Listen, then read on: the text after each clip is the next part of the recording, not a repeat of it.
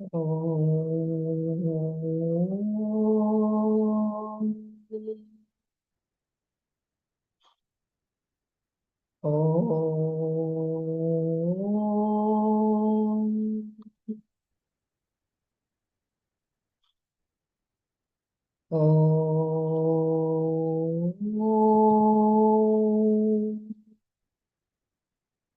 गुरुर्ब्रह्मा गुरुर्विष्णुः गुरुर्देवो महेश्वरः गुरुसाक्षात् परब्रह्म तस्मै श्रीगुरवे नमः। अखण्डमण्डलाकारं व्याप्तं येन चराचरं तत्पदं दर्शितं येन तस्मै श्रीगुरवे नमः। ॐ सहनाववतु सहनौ भुनक्तु सह वीर्यं करवावहै तेजस्विनावधीतमस्तु मा विद्विषावहै। ॐ शान्ति शान्ति शान्तिः। नारायणं नमस्कृत्य नरं चैव नरोत्तम देवीं सरस्वतीं व्यासं ततो जयमुदीरये। हरि ओम जय गुरुदेव। Brahmaraji, I will chant chapter 14, you said, right? Or chapter 15? I will just share the screen. Kindly give me 2 minutes.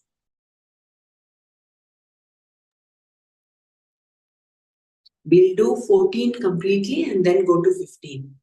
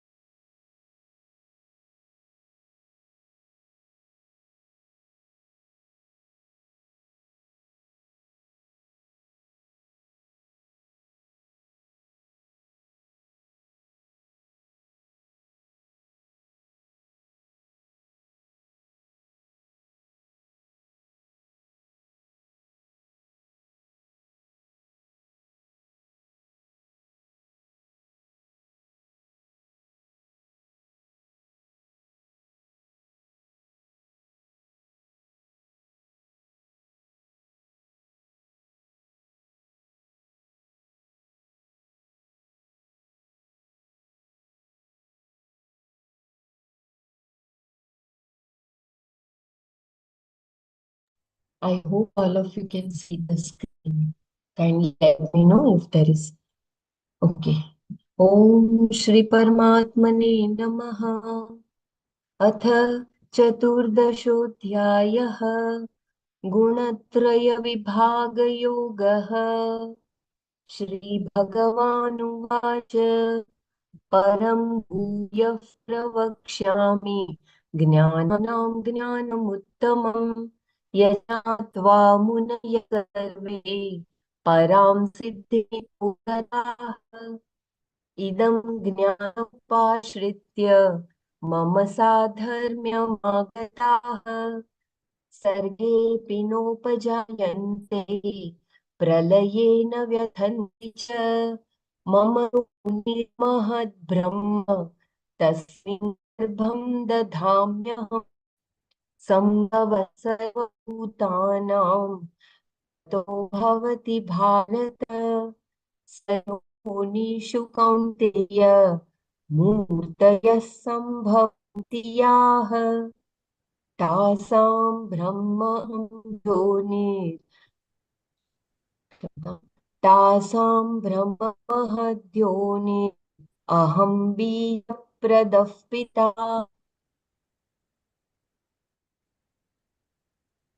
त्वं रजस्तम इति गुणः प्रकृतिसम्भवाः निबध्नन्ति महाबाहो देहे देहिनमव्ययम् तत्र सत्त्वं निर्मलत्वात् प्रकाशकमनामयम् सुखसङ्गेन बध्नाति ज्ञानसङ्गेन चानघ सुखसङ्गेन बध्नाति ज्ञानसङ्गेन चानघ रजो रागात्मकं रागात्मकं विद्धि तृष्णासङ्गसमुद्भवम् तन्निबध्नाति कौन्तेय तन्निबध्नाति कर्मसङ्गेन देहिनम् तमसत्त्वज्ञानजं तमसत्त्वज्ञानजं तमसत्त्वज्ञानजं विद्धि विद्धि मोहनं मोहनं सर्वदेहिनां सर्वदेहिनां प्रमादालस्य निद्राभिः प्रमादाभिः तन्निबध्नाति भारत सत्त्वं सुखे सञ्जयति संजयति रजः रजः कर्मणि कर्माणि भारत भारत ज्ञानमावृत्य तु तमः ज्ञानमावृत्य प्रमादे सञ्जयत्युत रजस्तमश्चाभिभूय रजस्तमश्चाभिभूय सत्त्वं भवति भारत रजः सत्त्वं तमश्चैव रजस्तमश्चैव तमः सत्त्वं रजस्तथा सर्वद्वारेषु द्वारेषु विद्यतेऽस्मिन् प्रकाश उपजायते ज्ञानं यदा तदा विद्यात् वृ- वि- विवृद्धं सत्त्वमित्युत लोभः प्रवृत्तिरारम्भः कर्मणामशमस्पृहा रजस्येतानि जायन्ते विवृद्धे भरतर्षभ अप्रकाशो प्रवृत्तिश्च प्रमादो मोह एव च तमस्येतानि जायन्ते विवृद्धे कुरु नन्दन यदा सत्त्वे प्रवृद्धे तु प्रलयं याति देहभृत् तदोत्तमविदां लोकान् अमलान् प्रतिपद्यते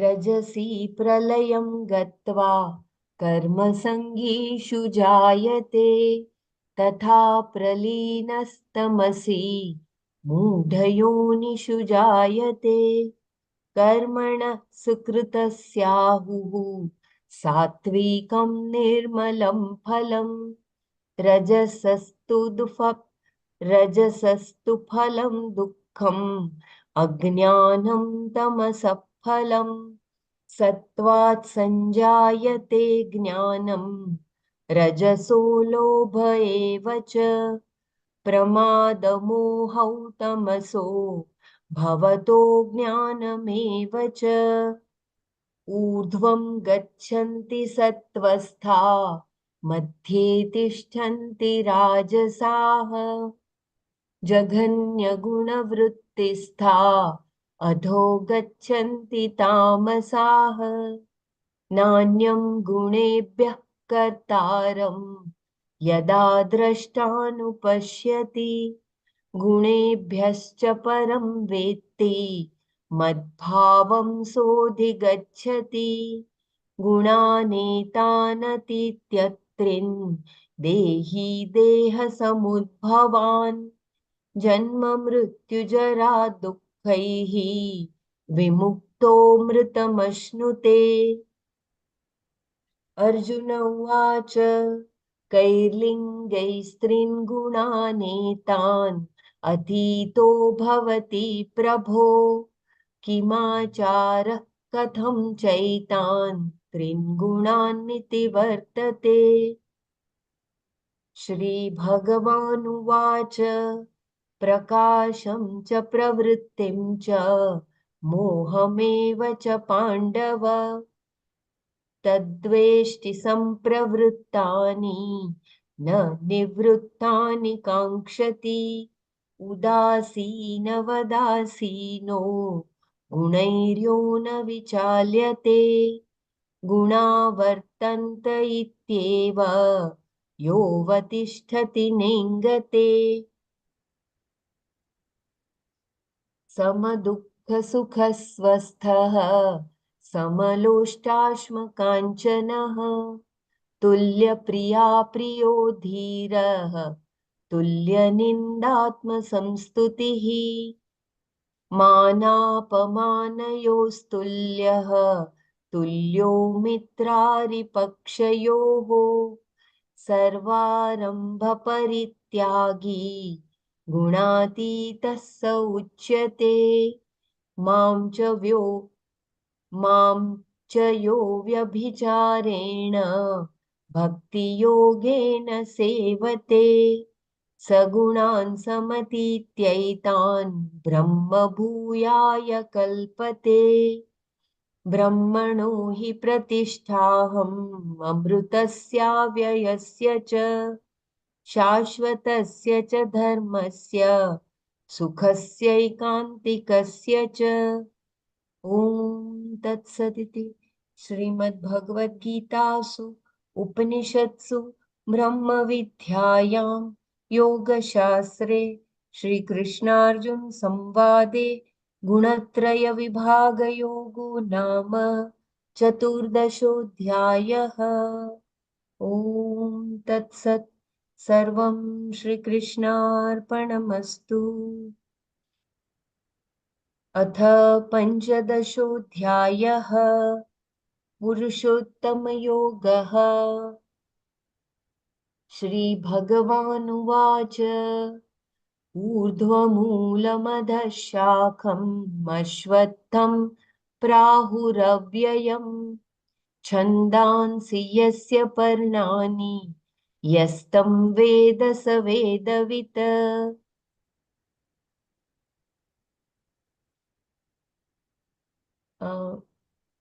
I have we will chant Gita Mahatmyam first, and just give me 2 minutes. I will share the screen. Bela, Jai Gurudev. Yeah, We can yeah. read the summary word now, shloka by shloka of chapter 14. Okay, that is shared in the group, right? I've WhatsApp put group. it in the WhatsApp group as well. Yeah, Just go to yeah. chapter 14 and we'll read the meanings. And then we'll go to chapter 15. Okay, okay, Yeah. okay, okay. Just give me 2 minutes. I'll share the screen.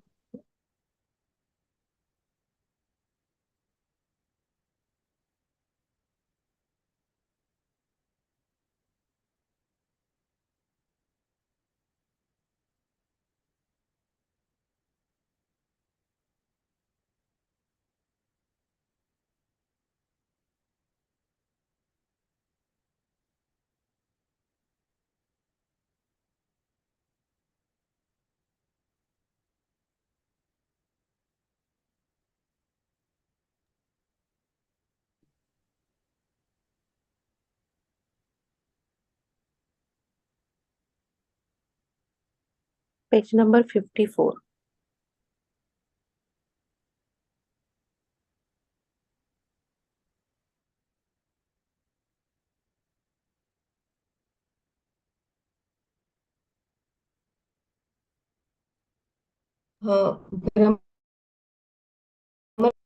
Brahmaraj, it is a summary of chapter 15. No, I've given this, shared it in the group, Okay, also emailed it. I'll once again check. Go to chapter 14. Yeah. It is in Prasthantrayam. Yeah, Prasthanatrayam.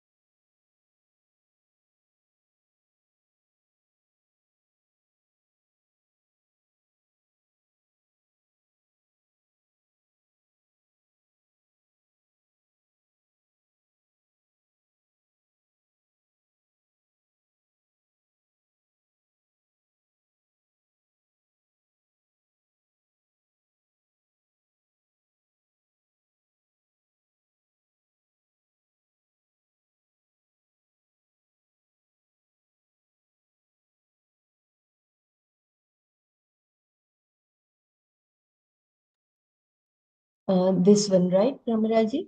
I hope you are able to see the, should I increase? You want me to read the shloka as well, Brahmaraji, from the Bhagavad Gita, and then read the summary, or I will just read the Yeah, summary? no, just read the summary. We've already Okay, chanted, no? So just read the okay, summary. okay. Om Shri Atmane Namaha. Gunatraya Vibhaga Yoga, the three gunas. Shri Bhagwan said, I will tell clearly again, ultimate, most exalted knowledge among all forms of knowledge, knowing, gaining which all the sages had the ultimate success, release from this body. Resorting to knowledge, those who have gained oneness with me do not come into being even with their creation, and in dissolution of creation, they do not perish. My cause, Maya, is the primordial cause out of which everything grows and which sustains everything. That I impregnate. From that occurs into being of beings, O Bharata, O Bharata, Kshamata, O Kaunteya, for those forms which are born in all wombs. Brahma, Prakriti, is the original material cause. I am the one who gives the seed, the father. Arjuna, Sattva, Rajas, and Tamas, the gunas, qualities existing in Prakriti, bind the changeless indweller of the body to the body. O sinless one, there are these Sattva is illuminating and without affliction, because it is pure, binds by connection to pleasure and connection to knowledge. O son of Kunti, Rajas, may you know, is in the form of a coloring of the mind, causing longing and well-entrenched attachment. By connection with action, that completely binds the indweller of the body. O descendant of Bharata, Tamas, may you know, is born of ignorance and causes delusion for all those who have bodies. It binds the person completely by indifference, slothfulness, and sleep. O Bharata, Sattva binds in the form of pleasure, Rajas in the form of action.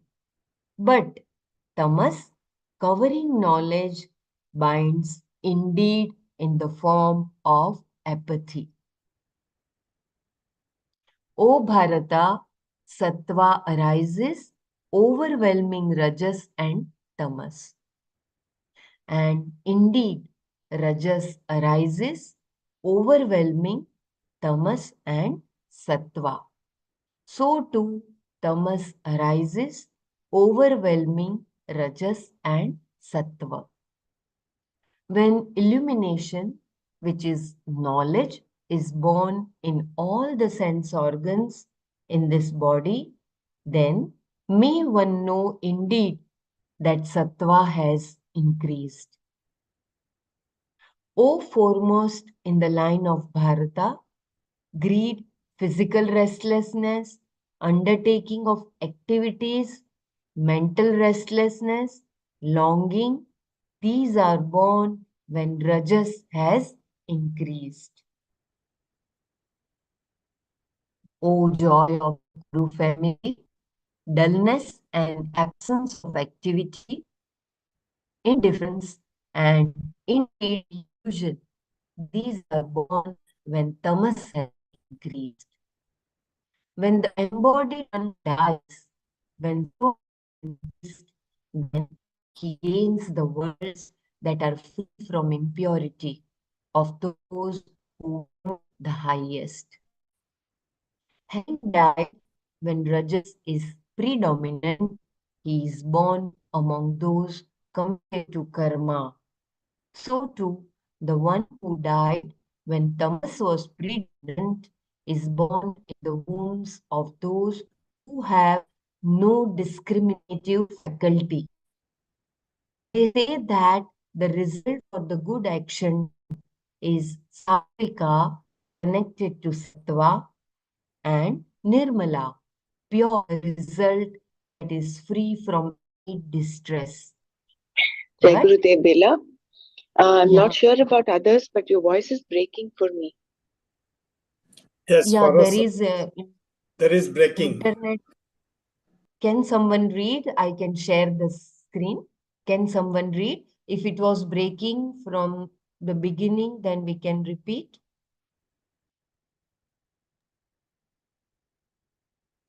I think maybe from 8 or so, 8 or 7. Okay, I can read if Not from 6. Yeah, Yeah, from please go 6 you ahead, can Suresh. read. Yeah, Sureshji, kindly go ahead. O sinless one, there among these sattva, which is illuminating and without effect, affliction, because it is pure, binds and connection to the pleasure and connection to knowledge. O son of Kunti, Rajas, may you know, is in the form of coloring of the mind, causing longing and well entrenched attachment. By connection with the action, that completely binds the indweller of the body. O descendant of Bharata, Tamas, may you know, is born of ignorance and causes delusion for all those who have bodies.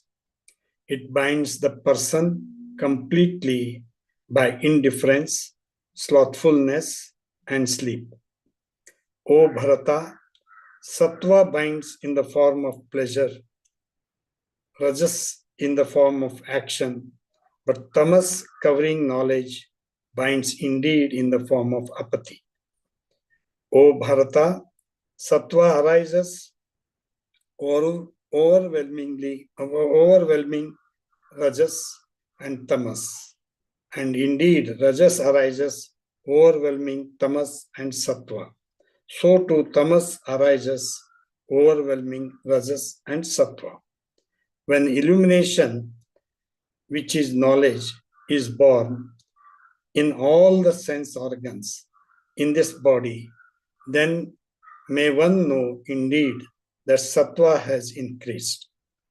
O foremost in the line of Bharata, greed, physical restlessness, undertaking of activities, mental restlessness, longing, these are born when Rajas has increased. O joy of the Kuru family, dullness and absence of activity, indifference, and indeed delusion, these are born when tamas has increased. When the embodied one dies, when sattva has increased, when he gains the worlds that are free from impurity of those who know the highest. Having died when rajas is predominant, he is born among those committed to karma. So too, the one who died when tamas was predominant is born in the wombs of those who have no discriminative faculty. They say that the result of the good action done is sattvika, connected to sattva, and nirmala, pure, a result that is free from any distress. But pain is the result of rajas, and ignorance is the result of tamas. From sattva is born knowledge, and indeed from rajas, greed is born. Apathy and delusion are from tamas, and so also is ignorance. Those staying in sattva go higher up. Those belonging to rajas remain in the middle, and those belonging to tamas having the nature of the lowest guna, go down. When the seer does not see an agent other than the gunas, and when he knows himself as beyond the gunas, he understands my nature. Crossing the three gunas that are the cause of the body, the embodied one, released from birth, death, old age, and sorrow, gains immortality.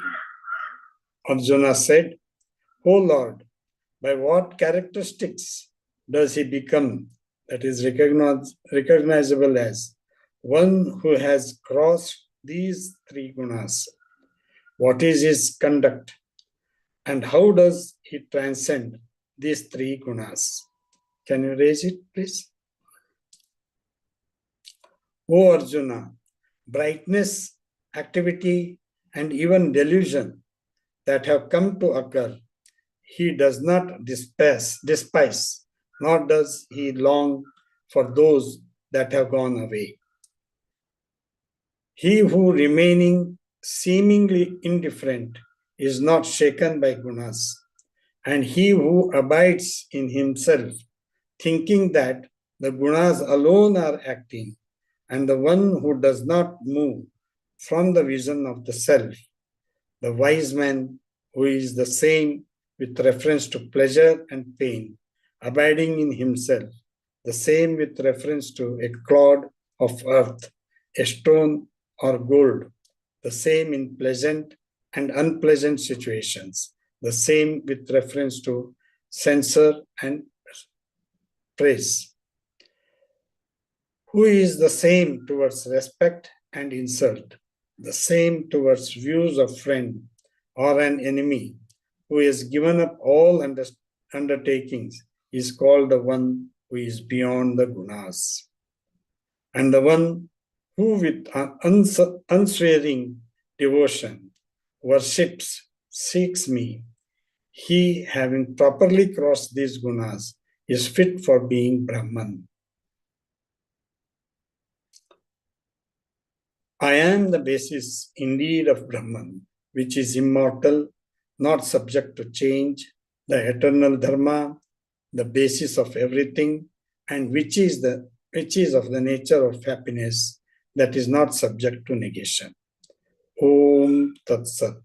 Iti Sri Mad Bhagavad Gita Su Upanishadsu Brahma Vidyayam Yoga Shastre Shri Krishna Arjuna Samvade Gunatraya Vibhaga Yogo Nam Chaturdashodhyaya. Om Tat Sat.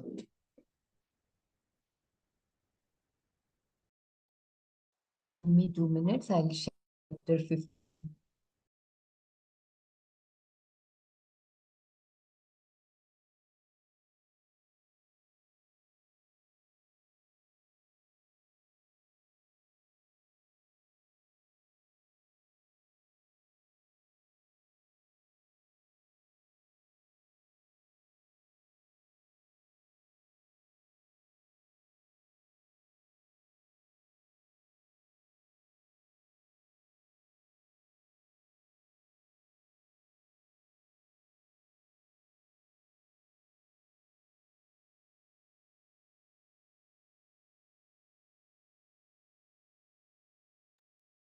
All of you are able to see the screen.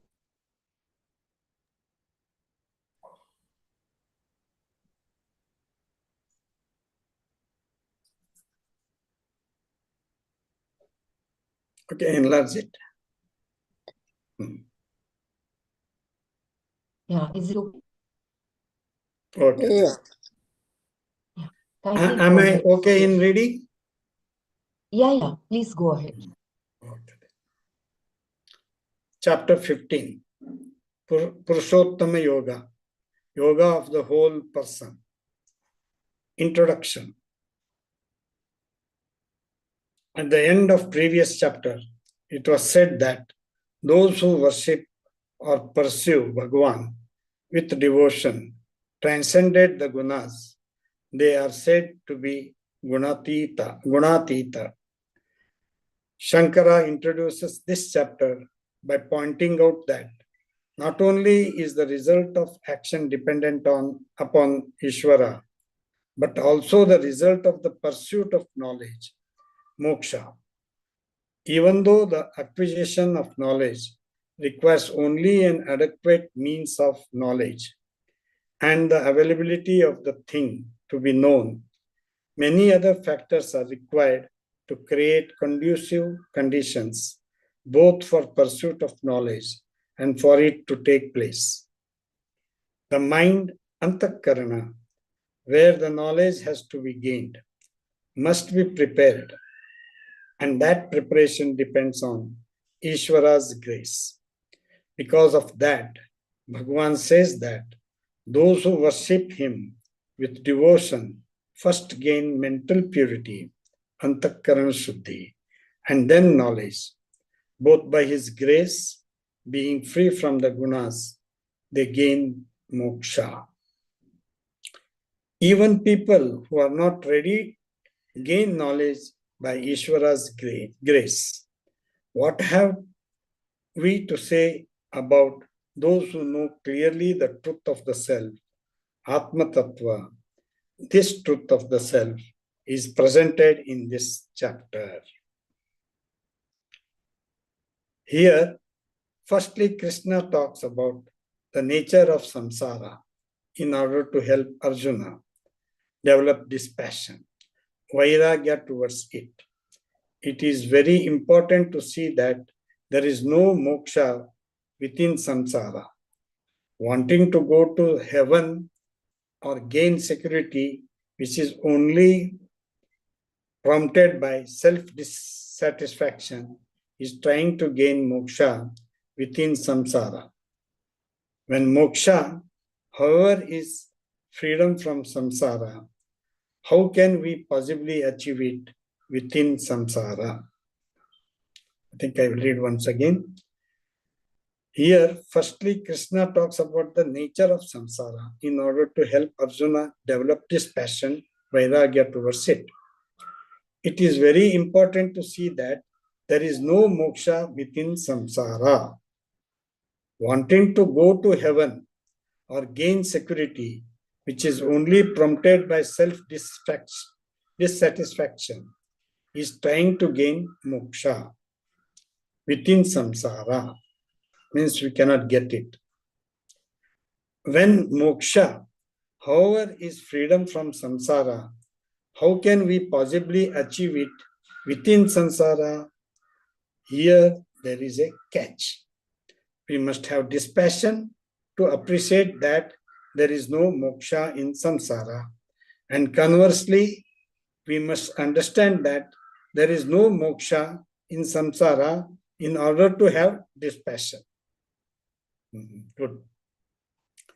To resolve this dilemma and help us develop the necessary dispassion, the essentials of samsara are first presented. Can you repeat the last few lines again? Yeah. And if you can read a little slowly, will be good. Yeah, okay then. When moksha, however, is freedom from samsara, how can we possibly achieve it within samsara? Here, there is a catch. We must have dispassion to appreciate that there is no moksha in samsara. And conversely, we must understand that there is no moksha in samsara in order to have dispassion. We must understand that there is no moksha in samsara in order to have dispassion. So we should have dispassion, then we can have. To resolve this dilemma and help us develop the necessary dispassion, the essentials of samsara are first presented using the imagery of a tree. Then, since samsara implies erroneous knowledge about realities, which is caused by ignorance of oneself Krishna teaches the truth of self, the Atma Tattva.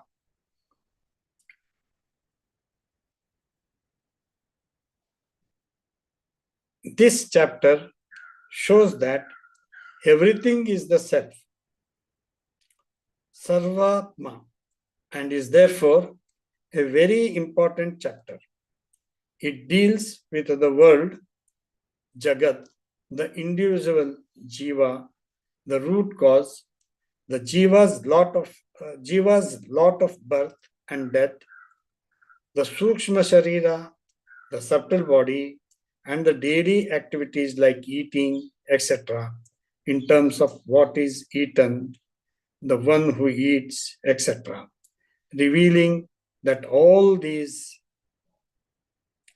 are nothing but Paramatma. In addition, it talks about the qualifications which enable a person to cross samsara. It is thus a complete chapter. Although Arjuna did not ask question to prompt this teaching, wishing to speak about the truth of Atma, Bhagavan says, Shri Bhagavan Uvacha Urdhvamulamadha Shakham Ashwatham Prahuravyayam Chandasi Yasya Parnani Yastam Veda Savedavita. Sri Bhagavan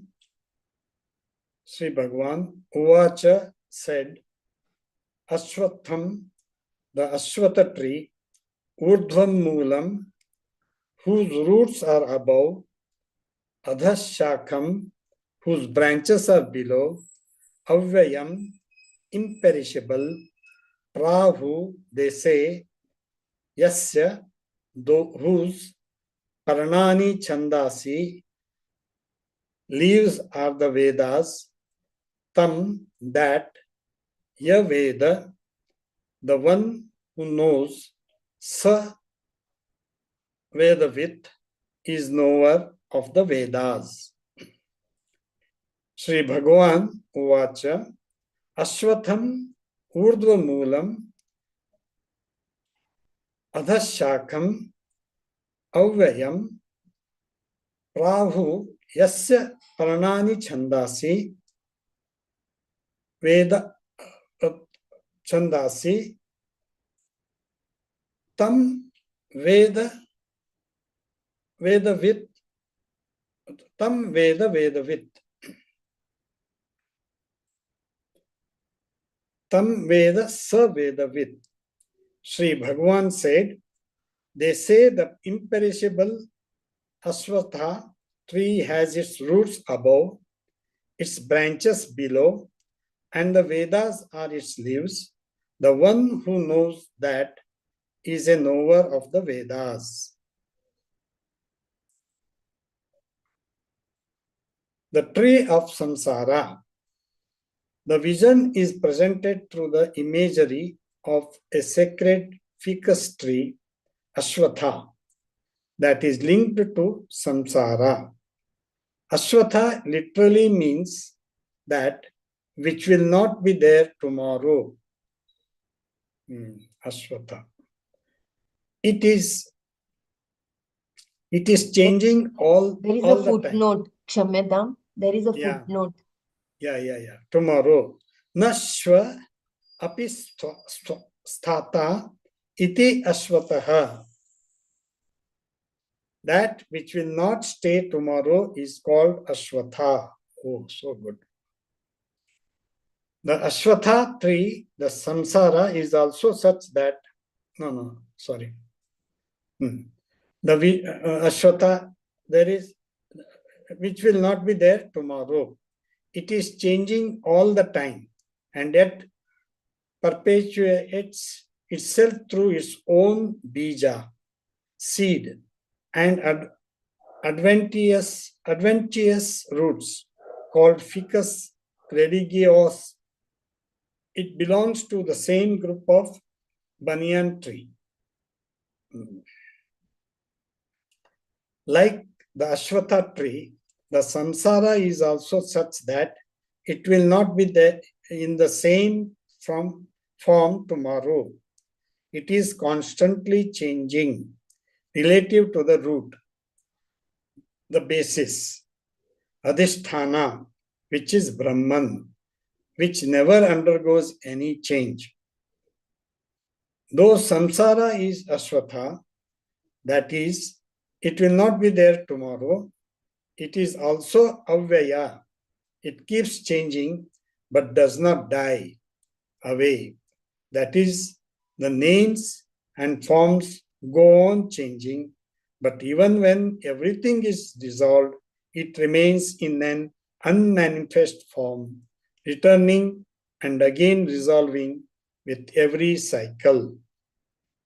Thus, it has no beginning, only manifestation and unmanifestation.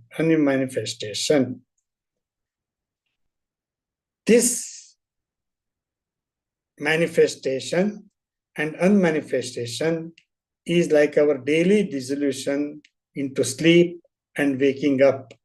But this samsara can end with reference to an individual once the ignorance of the root is removed.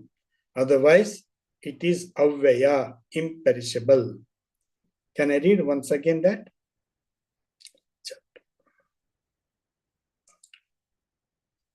Like the ashwatha tree, the samsara is also such that it will not be in the same form tomorrow. It is constantly changing relative to the root, the basis, adhisthana, which is Brahman, which never undergoes any change. Though samsara is ashwatha, that is, it will not be there tomorrow, it is also avyaya. It keeps changing but does not die away. That is, the names and forms go on changing, but even when everything is dissolved, it remains in an unmanifest form, returning and again resolving with every cycle. Thus, it has no beginning, only manifestation and unmanifestation. This manifestation and unmanifestation is like our daily dissolution into sleep and waking up. But this samsara can end with reference to an individual once the ignorance of the root is removed. Otherwise, it is avyaya, imperishable. Samsara is likened to a tree for a number of reasons. Even though we do not generally see the roots of a tree, we appreciate that it is standing because of its roots. We have the cognition it exists, that is asti iti buddhi. That is asti iti buddhi asti. Similarly, the root of samsara is beyond our comprehension in that we do not see it, but we infer its existence because of the observation of samsara.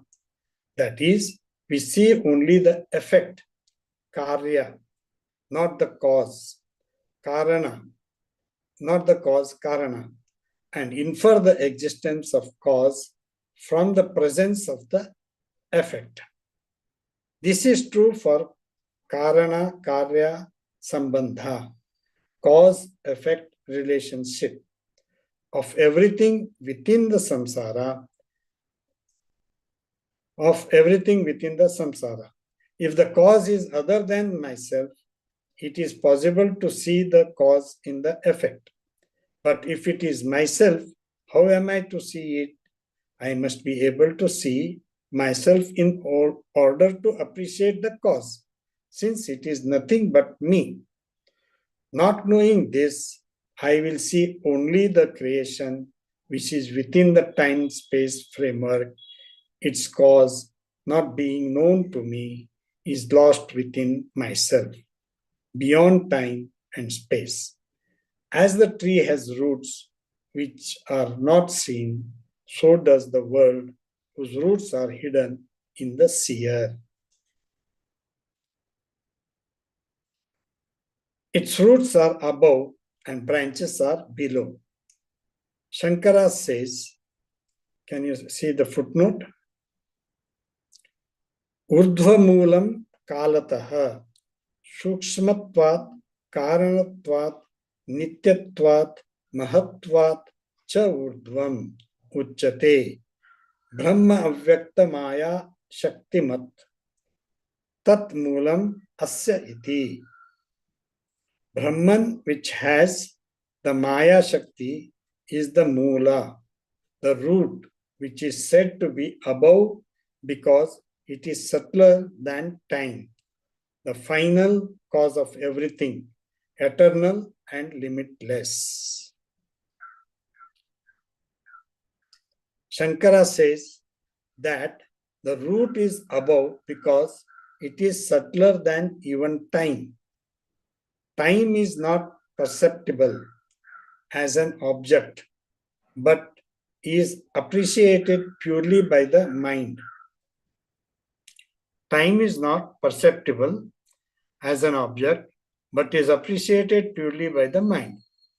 But here we are dealing with something that is even subtler than the mind. The very basis or cause, karana, of the mind and everything within time and space, in the sense that it precedes the creation as its cause, it is above, urdhva, in the sense that it precedes the creation as its cause, it is above, urdhva. Further, it is eternal, nitya. As long as the root survives, the tree, even though felled, will regenerate. In Calcutta, there is a tree of this sort, which spreads for thousands of square feet. In one spot, there is a sign denoting the place where the original trunk once was. Even though it is gone, the tree remains because of the thousands of adventitious roots. The tree is mere karya, effect, that continues to exist as long as its cause, karana, root remains. Similarly, the tree of the samsara is a non-eternal effect rising out of its cause, which related to it, eternal nitya. From the root, it can come again. While the entire creation is anitya, its root is nitya. It is also urdhva because it is limitless. Mahatvat urdhva, Brahman.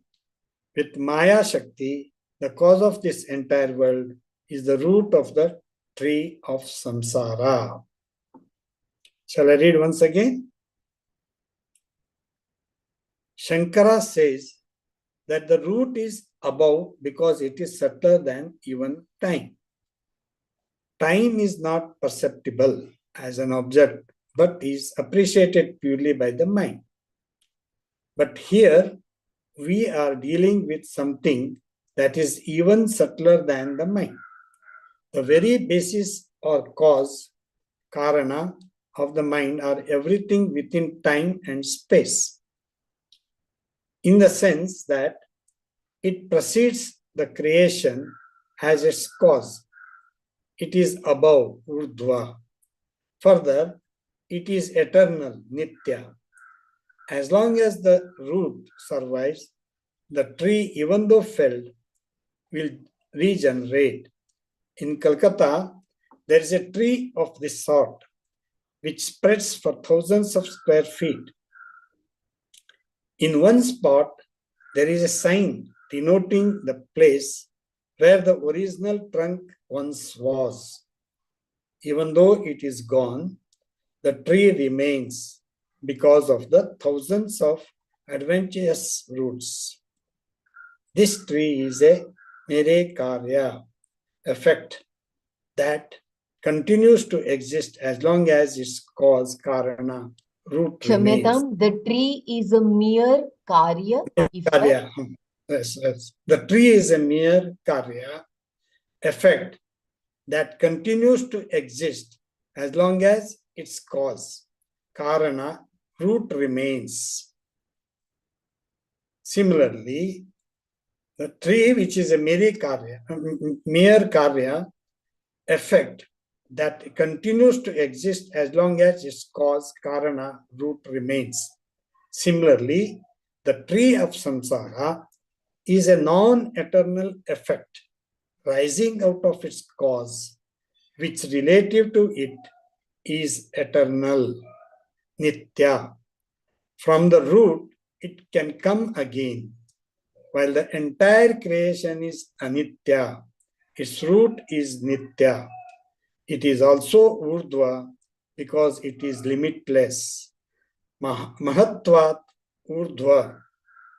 Brahman with Maya Shakti, the cause of this entire world, is the root of the tree of samsara, which is urdhva.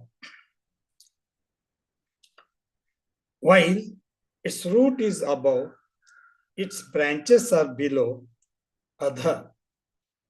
All the physical and the subtle elements are branches, shakhas, and they are below, adha, because they are within time and space.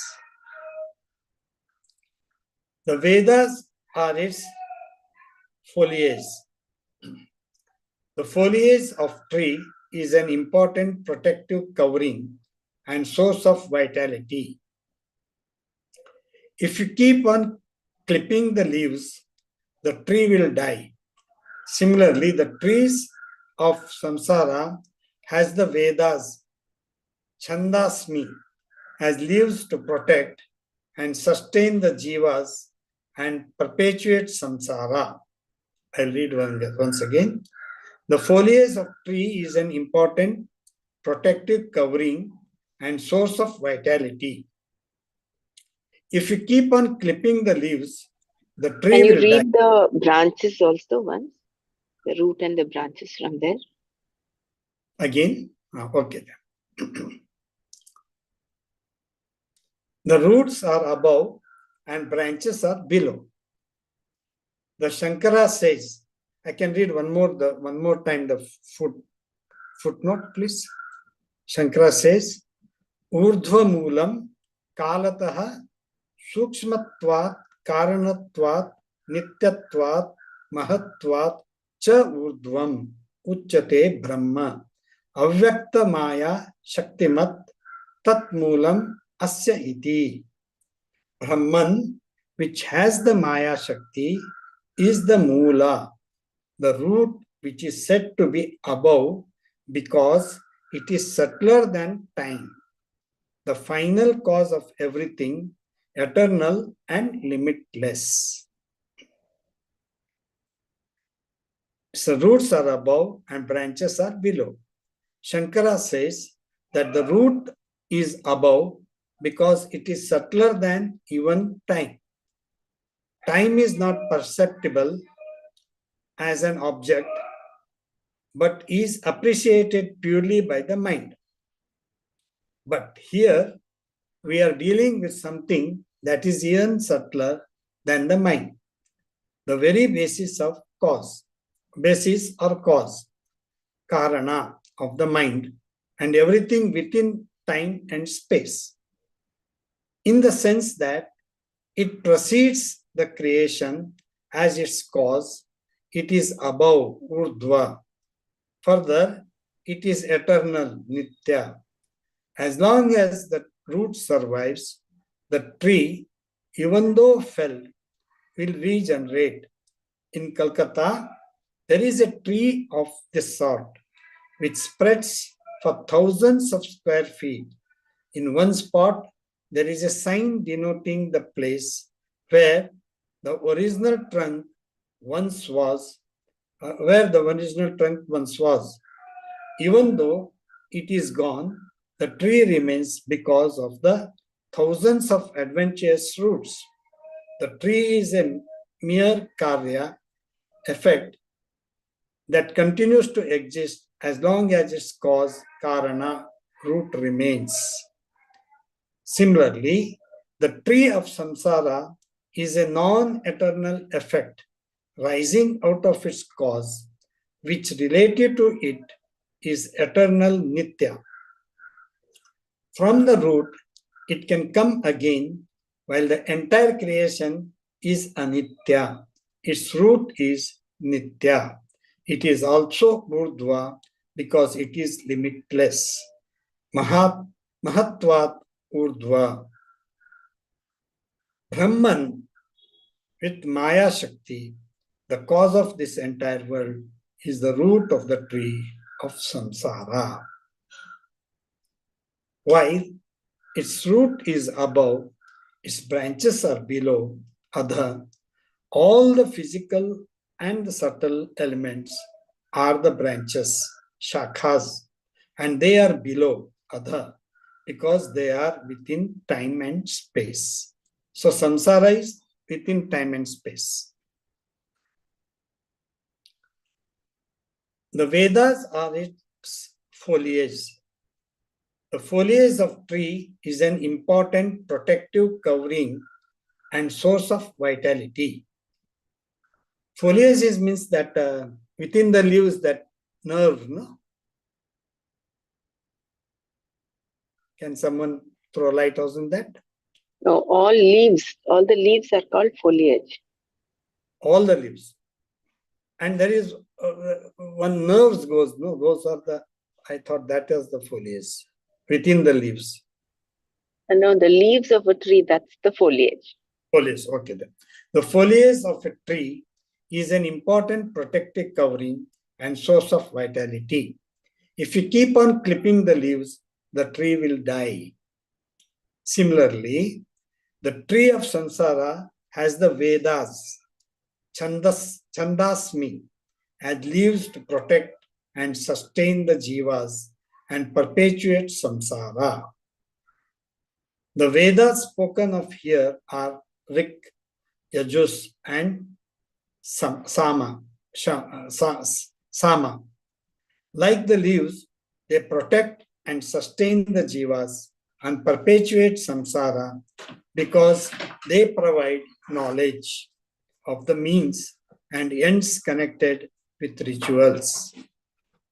Vedanta is omitted here because to sustain samsara, you need only karmas. Vedanta will destroy it. Even those who have no knowledge of the Vedas perform actions and thus perpetuate samsara. That being so, why are the Vedas considered the leaves? They contain knowledge of the most auspicious karmas and therefore they protect samsara. When even the sacred Vedas only protect samsara, what can we say about worldly karmas? The Vedas represent all means and ends. They do not release you from samsara, but rather protect and perpetuate samsara, like the leaves of the tree. So good. This was really, I was reading this so many times, I was not understanding this verse at all. You know, but here, Shankara gives very, very nicely. Wonderful. Suresh, could you please read once again from the Vedanta here? Vedanta, huh? See, this Vedas, he says this foliage is only Vedas. This does not contain the Vedanta because Vedanta is omitted because of it destroys it. Vedanta will destroy it, you know. I will read once again, you can from the beginning. The foliage of tree is an important protective covering and source of vitality. If you keep on clipping the leaves, the tree will die. Similarly, the tree of samsara has the Vedas, Chandasmi, as leaves to protect and sustain the jivas and perpetuate samsara. The Vedas spoken of here are Rik, Yajas, and Sama. Like the leaves, they protect and sustain the jivas and perpetuate samsara because they provide knowledge of the means and ends connected with rituals. So to live in samsara, we need all these rituals. That is what it says. Vedanta is omitted here because to sustain samsara, we need only karmas. Vedanta will destroy it. Even those who have no knowledge of the Vedas perform actions and thus perpetuate samsara. That being so, why are the Vedas considered the leaves? They contain knowledge of the most auspicious karmas and therefore they protect samsara. When even the sacred Vedas only protect samsara, what can we say about worldly karmas? The Vedas represent all means and ends. They do not release you from samsara, but rather protect and perpetuate samsara like the leaves of the tree. How? Through the knowledge of means and ends, the jivas uses or fails to use the various means prescribed to achieve his ends and thus gather punya and papa. So good. Because of these, punya and papa, he takes, sorry. Because of these punya and papa, he takes another birth and samsara continues for him. In a larger sense, the punya and papa of the jiva cause his world to manifest, and thus punya and papa, rooted in the Vedas, form the basis of creation. As the leaves keep the trees alive, karmas keep the trees of samsara going. So beautiful, really.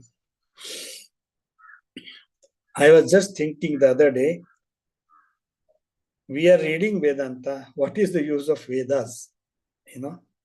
So Vedas gives us what karmas we have to do and what we are not to do to live in samsara. To live the samsara, we need the Vedanta. So beautifully explained. A tree, however, can be felled, and so can samsara. The tree of samsara is born of ignorance, ajnana. In order to remove it, it must know that root is myself, and the tree, the effect, is also myself. Then there will no longer be identification with a single physical body, etc. First, the tree must be felled. To do this, I give up the I sense, Atma Buddhi, in what is not I, Anatma. Then the root must be removed exactly as in cutting a tree. First you fell it with a saw, then dig up the root. I will read once again. A tree, however, can be felled. That is samsara, we can come out of the samsara. So can samsara. A tree, however, can be felled, and so can samsara.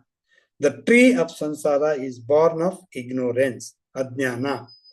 In order to remove it, it must know that the root is myself, and the tree, the effect, is also myself. Then there will no longer be identification with a single physical body, etc. First, the tree must be felled. To do this, I give up this I sense, Atma Buddhi, in what is not I, Anatma.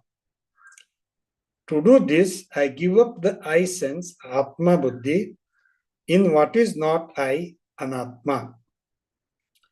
Then, to give up the I sense, Atma Buddhi, in what is not I, Anatma. I did not understand this. To do this, I give up the I sense, Atma Buddhi, in what is not I, Anatma. Okay. Then the root must be removed exactly as in cutting a tree. First you fell it with a saw, then dig up the root. Shruti also uses this illustration in Kathopanishad 2:3:1. Mahabharata, no, okay, that is what. Kathopanishad. Samsara is described as a tree with its roots above in Brahman and branches below within the time-space framework. It has no beginning, it is anadi because it is cyclical. Even if it becomes unmanifest at the time of dissolution, like a tree in a seed, it manifests once again. Even if it becomes unmanifest at the time of dissolution, like a tree in a seed, it manifests once again. In his commentary on this verse, Shankara cites the use of this imagery in the Mahabharata, Ashwamedha Parva, in Mahabharata Ashwamedha Parva. There it says that it is produced from the unmanifest, abiding in Brahman, because of whose grace alone it has risen up. Like a tree is born from its roots and is sustained by it, this tree of samsara not only arises but is also sustained by the Ishvara, without whom it has no existence. Its trunk is the intellect, buddhi, and its apertures are physical aspects of the sense organs. The branches, the five elements, and the various sense objects are the leaves. Dharma and adharma, meaning punya and papa, are its flowers, which gives rise to fruits in the form of pleasure and suffering. Sukha and dukkha. As the birds live in the tree, the jiva depends entirely upon this tree of samsara. I can read once again that paragraph. Please come on. In his commentary on this verse, Shankara cites the use of this imagery in the Mahabharata. There it says that it is produced from the unmanifest, abiding in Brahman, because of whose grace alone it has risen up. Like a tree is born from its roots and is sustained by it, this tree of samsara not only arises but is also sustained by Ishvara, without whom it has no existence. Its trunk is the intellect, buddhi. Its trunk is the intellect, buddhi, and its apertures and physical aspects of sense organs. The branches are the five elements, and the various sense objects are the leaves.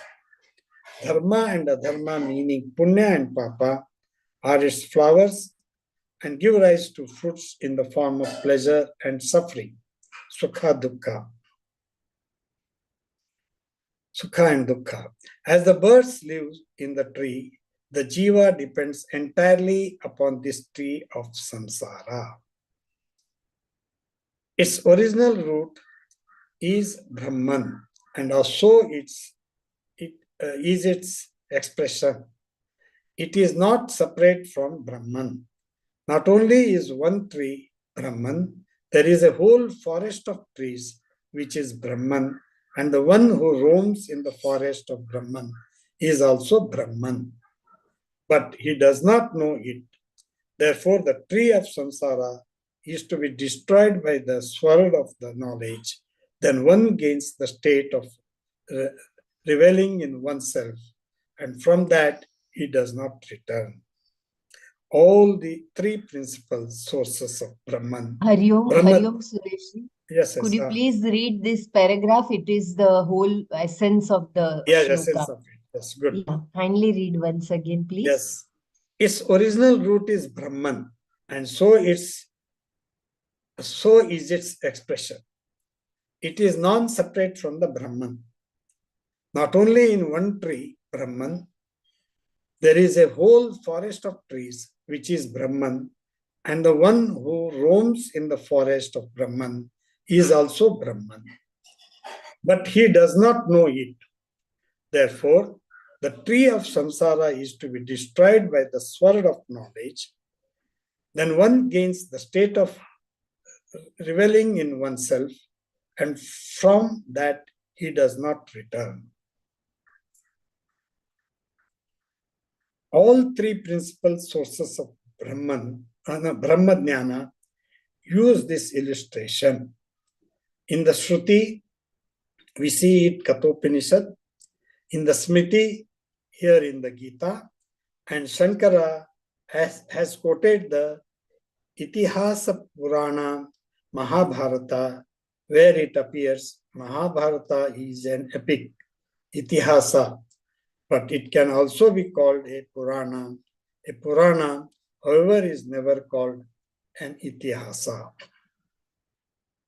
So Mahabharata can be called as Itihasa and also Purana. But Puranas can, however, is never called as Itihasa. The one who knows this tree is knower of the Veda. Yatam Veda Saha Vedavid. Yatam Veda Saha Vedavid, says the Lord. The main thing the Veda wants to convey is that Brahman, the substratum of the samsara, is you.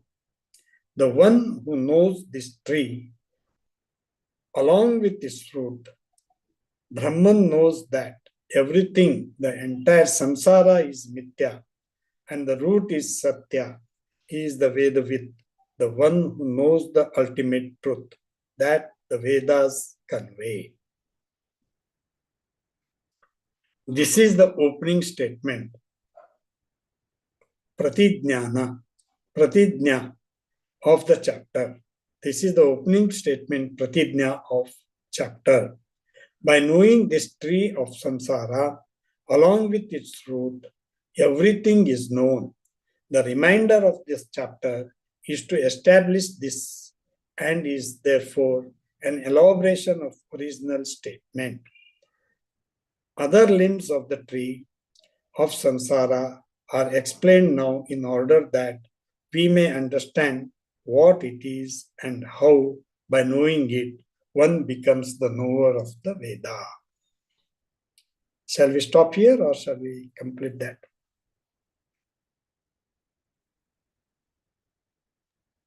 For I think Manana. we can stop for Manana here. I think this might be very small, the second shloka, because those are only the limbs. Yeah. Could you please read the shloka and the meaning once again, please? Okay, then. This really, these two shlokas, I read so many and I asked so many teachers, could not explain this so nicely. Shankara has explained here. Wonderful. Really, really a good one. Shri Bhagavan Vacha Urdhvamulam Adha Shakham Ashwatham Prahuravyayam Chandasi Yasya Parnani Yastam Veda Savedavita. Sri Bhagavan said, they say the imperishable Ashwatha tree has its roots above, its branches below, and the Vedas are its leaves. The one who knows that is a knower of the Vedas. So good.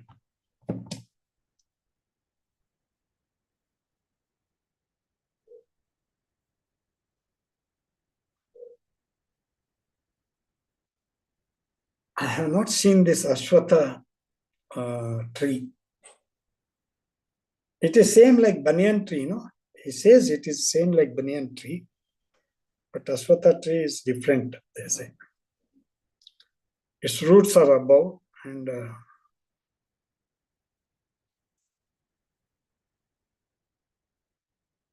it goes down to samsara.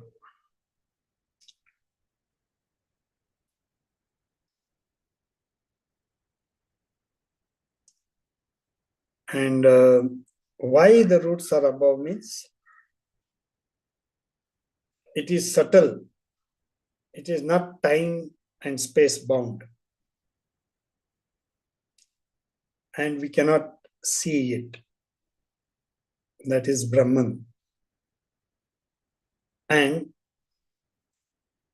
the samsara, which with leaves and all other things, is other coming down from the karana, that is root, and that is Brahman.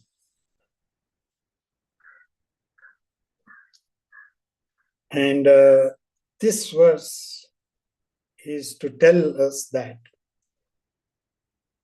as leaves are important for the trees,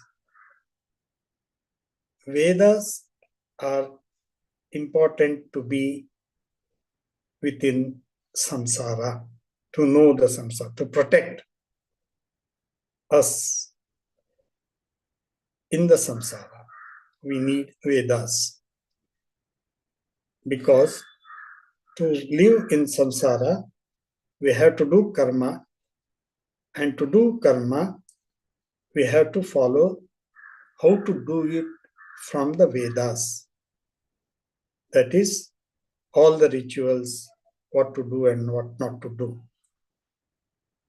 And once we do what we have to do according to Vedas, we get papa. And if we don't follow Veda, we get we get punya. And once we don't follow it, we get papa. And this makes us papa punya. And so we have to cut this root by the knowledge of Vedas, Vedanta.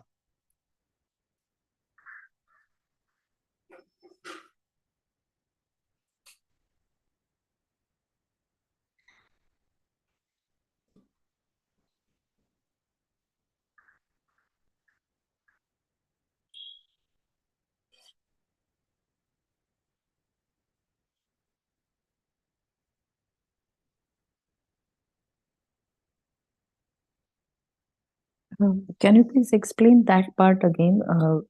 Veda Which one? and Vedantas, which is Vedanta is not part of the leaves. Leaves, that yes. part. Yeah, okay. See, he says the leaves are like Vedas. He's not telling it is Vedanta. To be in samsara, we have to do karmas. Okay? And to do what to do, the good karma and bad karma, how to do it is all explained in the Vedas, in the rituals to follow. Okay? That's how, like leaves, if you cut all the leaves, the tree will die. Similarly, to protect us in the samsara, like leaves, Vedas are there to tell us what to do and what not to do. Vihita karma and whatever nihita karma. त्याज्य कर्म. Next. Yes. So, because of this Vihita and Nihita, we get Papa and Punya. And we are reborn and like that. Like in the samsara, the leaves are, they go, perish, and again are born because of the root, because of the Brahman itself. And these leaves and this are part of the Brahman also. But we don't think that we are not Brahman. That is the Ajnana. And to vanish this Ajnana, we have to know Vedanta. That is the Vedanta. But to live in samsara, we have to follow the Vedas. I think that is clear. Yes, thank you.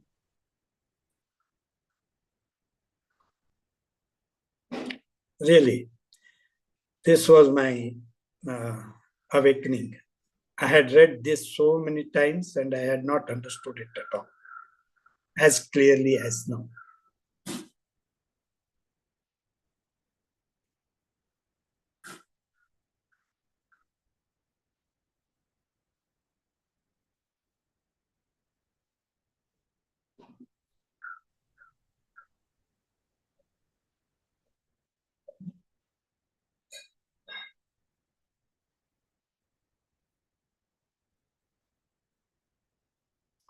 Is banyan tree and shota tree are not same?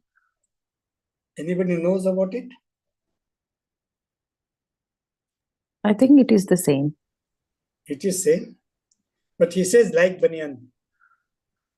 Yeah, ficus and in Marathi they call वडाचे झाड, no? दोन्ही एकच आहे.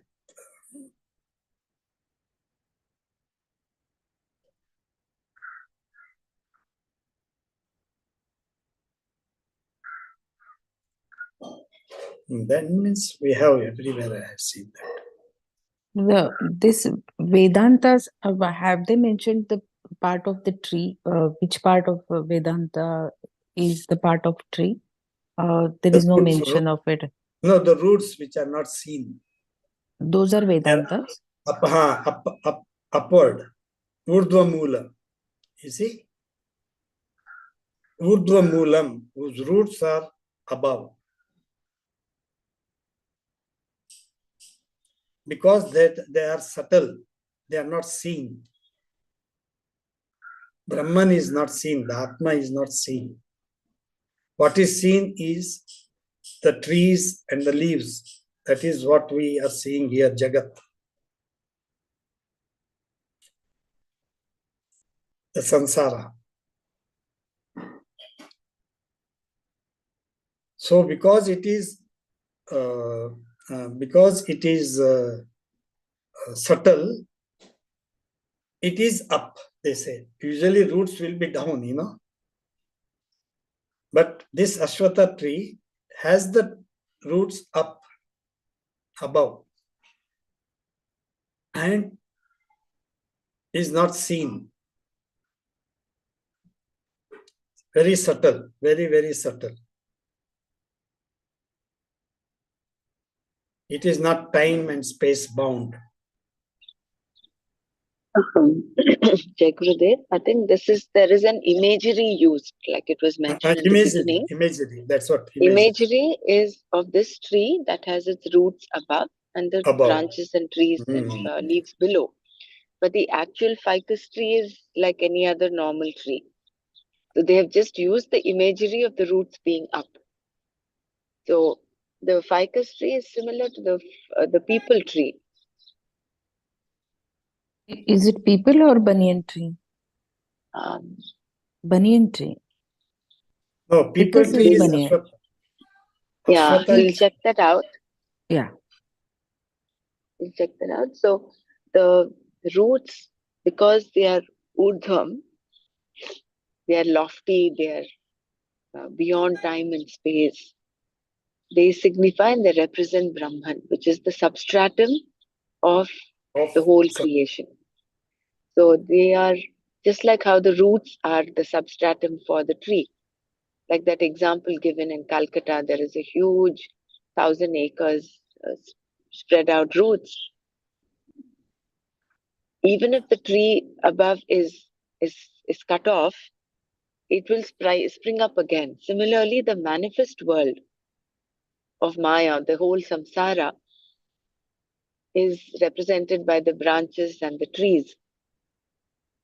And the branches and the leaves that continues as though eternally, becoming manifest and going back into the unmanifest form.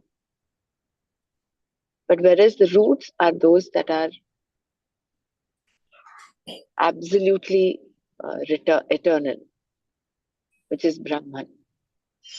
The branches are the 5 elements, and the leaves, the foliage, are all the Vedas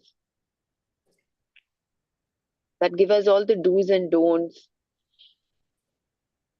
and that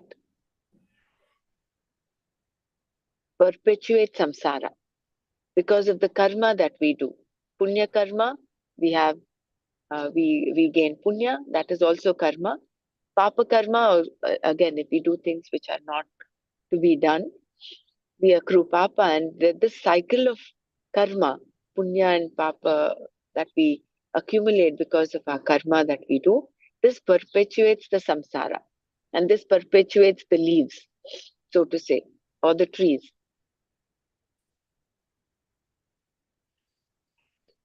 And So yeah, Gurudev, in this description, I don't think Vedanta has been given any location in this tree. Yeah, that's what I was Yeah, The thinking. that's what. Vedanta is that knowledge with which You you cut this. recognize the tree, you recognize the roots, which is the substratum of the whole thing. And that is why Vedanta has been omitted. They have not used, they've not given Vedanta a place over here because it is apart from the leaves. It is apart from this. Samsara. Yeah. it says the Ashwata is a Sanskrit word. It is the same as the people tree, and it is sacred to Hindus and Buddhists as well. It is known as the Bodhi tree, people tree or people tree, Pippala tree or Ashwata tree, all the same. Right. Right. Because ficus is people. That is what I remember, which is why I said people tree. It is like a banyan tree. That is what is mentioned. It is not it's not similar to Same. banyan. It is like a banyan tree.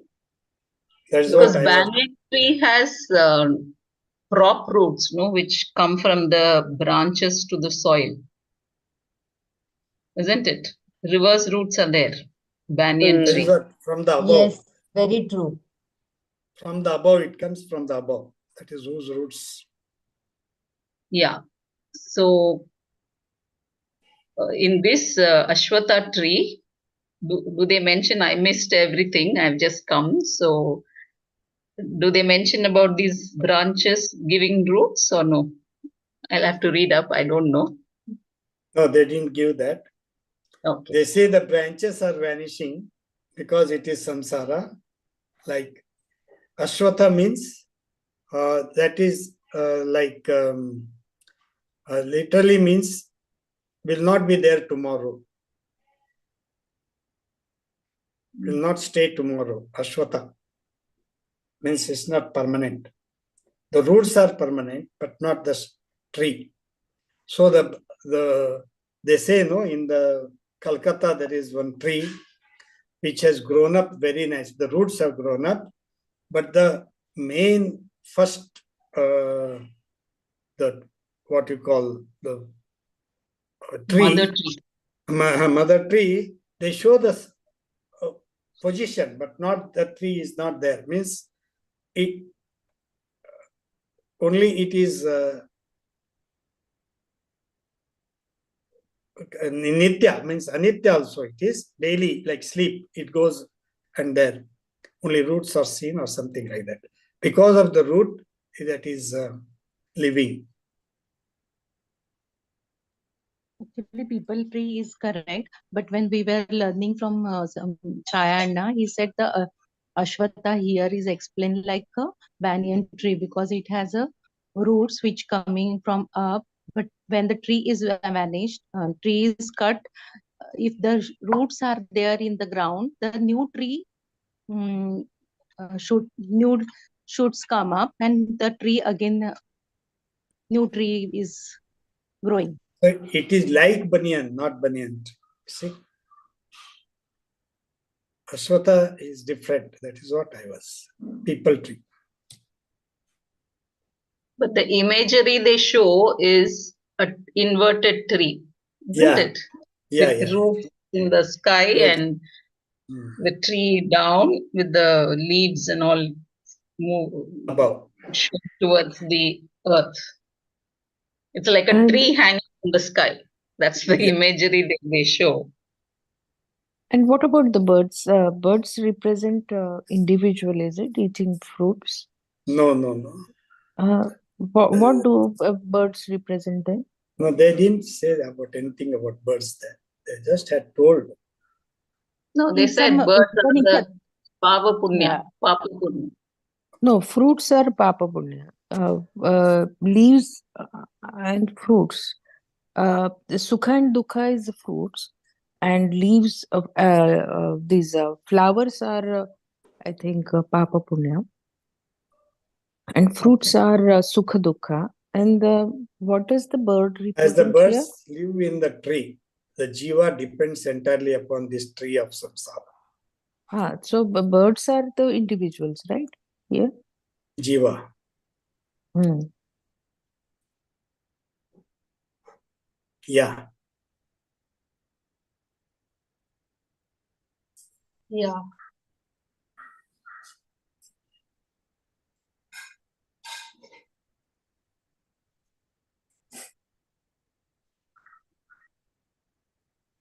Because initially it said that leaves are the Vedas, which has all the dharma, all that, Yes. what you do, rituals and all that.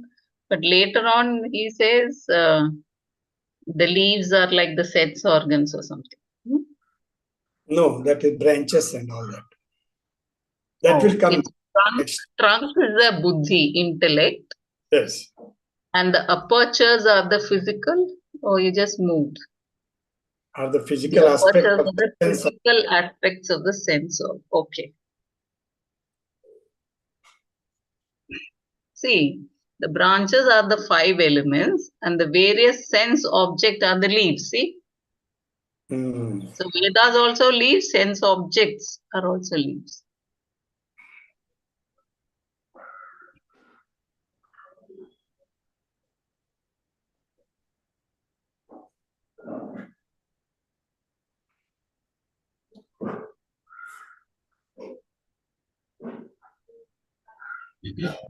Yeah, that's correct, because the apertures are the sense organs. So sense organs will move towards the sense objects. So that way, this description of the tree is also correct. So that is another description, the Veda of the same tree, the Vedas as the leaves, and I don't know what was read before, I have missed. So only let's that go much. back. No, only that much.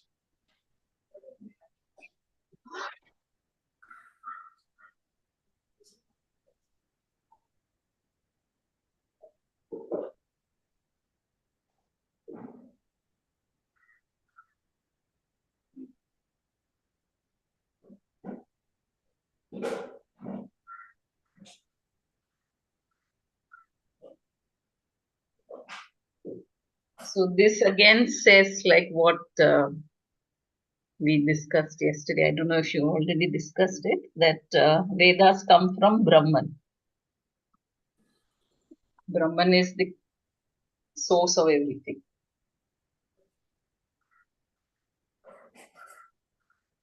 I was contemplating on Mrinalji's question about Yes. the Maya, Yeah. and I remembered Ashtavakra Gita. The first very question of Janaka was, which is real? So the same question Mrinalji had, which is real. So nice. So that one question led Janaka Maharaj to get liberation. He inquired into it, and he was so lucky to get Ashtavakra as his guru. So in this, what he says is everything is Brahman. Even the person who roams also is Brahman. That's what. Therefore, we are. Yeah. But this is all intellectual knowledge. Now we have to have it practical as existential wisdom. Yes. And that's where this inquiry comes. What is real? You are Brahman. Is the real.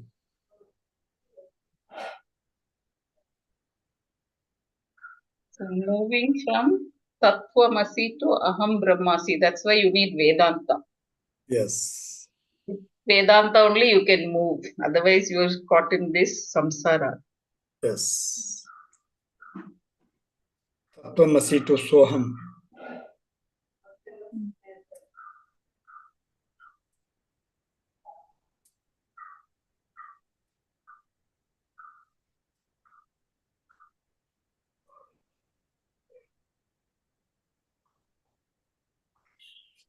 So we will stop here.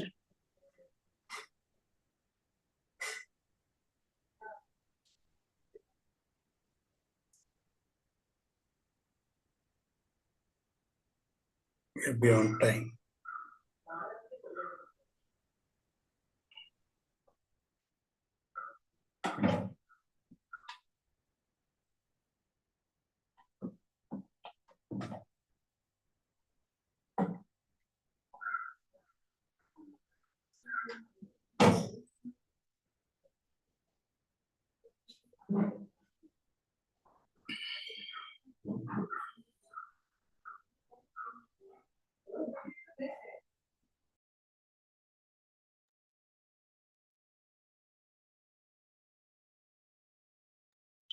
You can chant the Shanti mantra and I can play the Brahmanyana.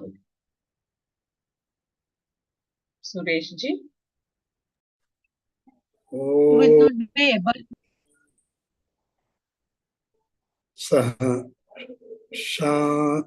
Loka samarpa. Loka. Can chant someone? Can chant it? Loka samasta sukhino bhavantu. Loka samasta sukhino bhavantu. Loka samasta sukhino bhavantu. Om Shanti Shanti Shanti.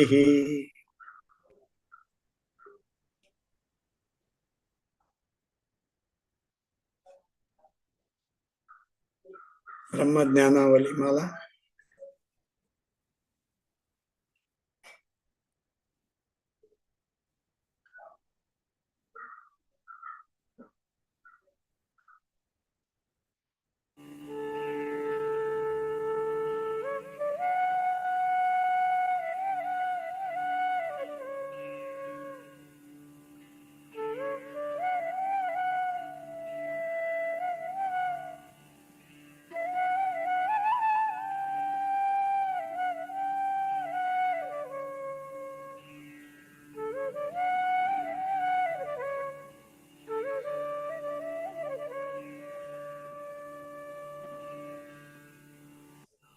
असंगोहम असंगोहम असंगोहम पुनः पुनः सच्चिदानन्दरूपोऽहम् अहमेवाहमव्ययः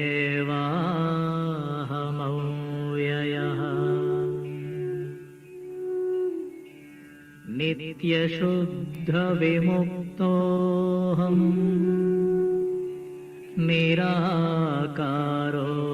निराकारोऽहमव्ययः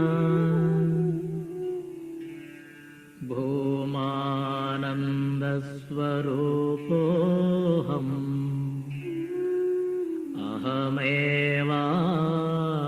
अहमेवाहमव्ययः नित्योऽहं निरवध्योऽहम् निराकारोऽहमच्युतः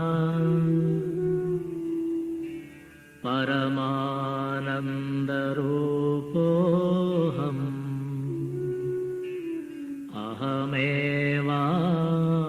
अहमेवाहमव्ययः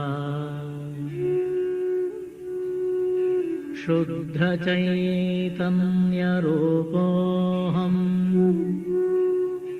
आत्मा रामोऽहमेव च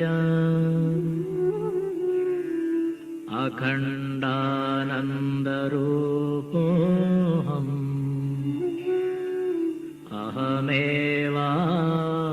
अहमेवाहमव्ययः प्रत्यक्षचैतन्यरूपोऽहम् शान्तोऽहं प्रकृतेः परः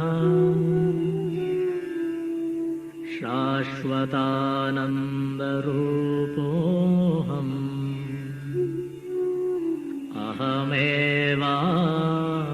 अहमेवाहमव्ययः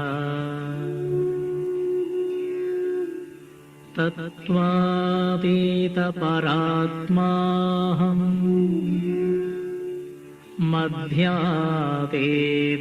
परशिवः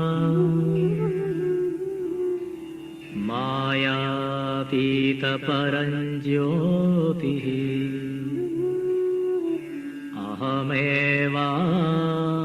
अहमेवाहमव्ययः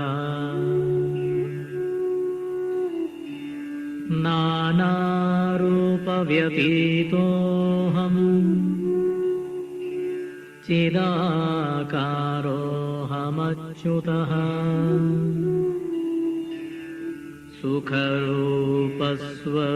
सुखरूपस्वरूपोऽहम्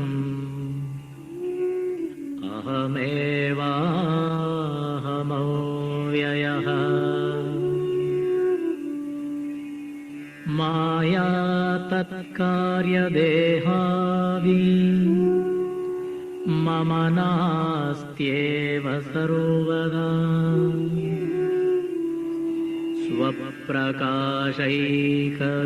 स्वप्रकाशैकरूपोऽहम्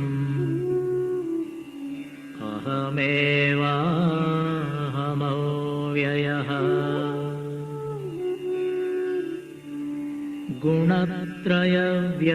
गुणत्रयव्यतीतोऽहम् ब्रह्मादीनां च साक्ष्यहम् अनन्तानन्दरूपोऽहम्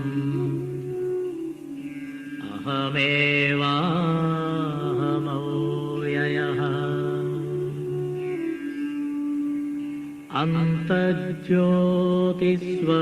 अन्तर्ज्योतिस्वरूपोऽहम् कूटस्थः सर्वगोऽस्म्यहम्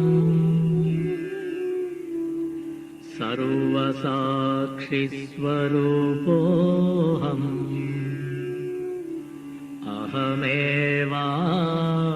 अहमेवाहमव्ययः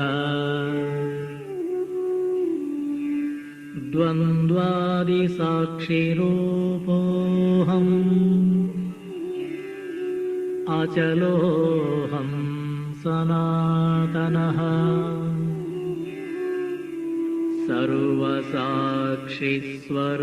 सर्वसाक्षिस्वरूपोऽहम्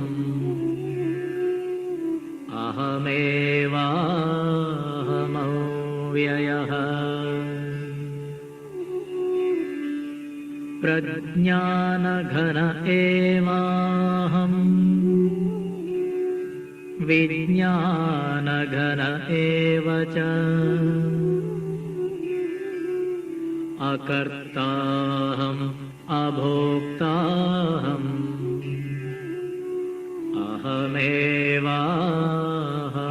अहमेवाहमव्ययः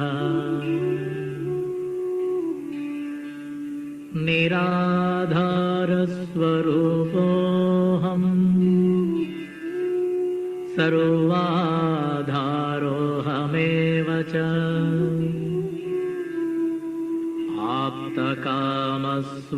आप्तकामस्वरूपोऽहम्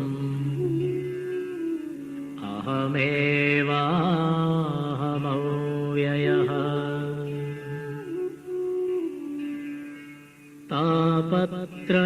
तापत्रयविनिर्मुक्तः देहत्रयविलक्षणः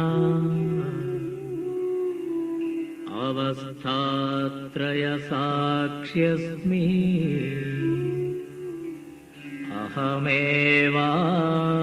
अहमेवाहमव्ययः दृग्दृश्यौ द्वौ पदार्थौ स्तः परस्परविलक्षणौ दृग्ब्रह्मदृश्यं मायेति सर्ववेदान्तडिण्डिमः अहं साक्षीति यो विद्यात् विविच्यैवं पुनः पुनः स एव मुक्तः स विद्वान् इति वेदान्तडिण्डिमः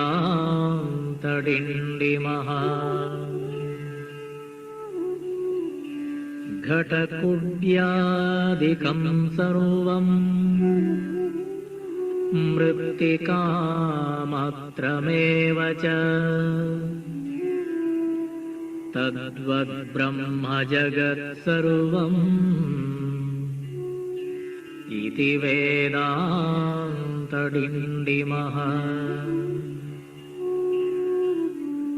ब्रह्म सत्यं जगन्मिथ्या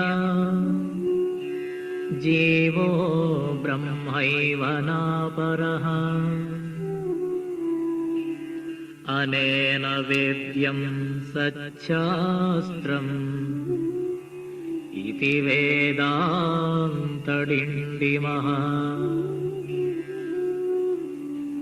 अन्तर्ज्योति बहिर्ज्योतिः प्रत्यग्ज्योतिः परात्परः ज्योतिज्योति स्वयं ज्योतिः आत्मज्योतिशिवोऽस्म्यहम् ज्योतिज्योति स्वयं ज्योतिः आत्मज्योतिशिवोऽस्म्यहम्